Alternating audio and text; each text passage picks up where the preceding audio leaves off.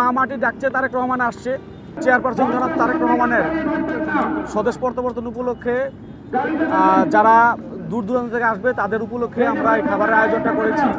আর এই খাবার আয়োজনের পিছনে যিনি কাজ করছেন তিনি হলেন মহানগর দক্ষিণ যুব দলের সদস্য সচিব মৃত্যুঞ্জয়ী যুব নেতা জনাব রবিউল ইসলাম নয়নের তত্ত্বাবধানে আমরা কাজগুলো করছি।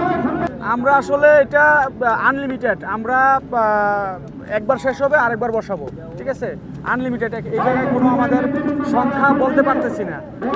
যতক্ষণ আমাদের প্রোগ্রাম চলবে, যতক্ষণ আমাদের এই জায়গায় লোক সমাগম থাকবে, ততক্ষণই আমাদের এই প্রোগ্রামটা চালু থাকবে।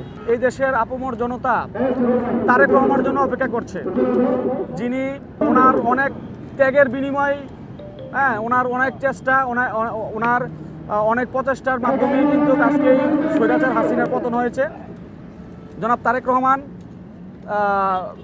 স্বদেশ প্রত্যাবর্তন উপলক্ষে আমাদের খুশির কোনো অন্ত নেই। আমরা অত্যন্ত খুশি, আশা করি এই দেশের জনগণও খুশি।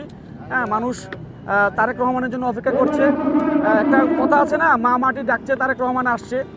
আসলে এটা বাস্তব কথা। এই দেশের হাজারো মা যাদের সন্তান জুলাই আগস্ট আন্দোলনে হারিয়েছেন, তারা তারেক রহমানের জন্য কান্না করছে। তারেক রহমান দেশে আসছে, ওনাকে স্বাগতম জানানোর জন্য দেশের বিভিন্ন প্রান্ত থেকে লক্ষ লক্ষ জনতা আজকে বলেন আজ থেকে এক সপ্তাহ ধরেই তারা এই 300 ফিটে যে জায়গায় জনাব তারেক রহমানকে সংবর্ধনা দেওয়া হবে ওই জায়গায় আসছে। দেশে দেশে সবার সাথে দ্য নিউজ।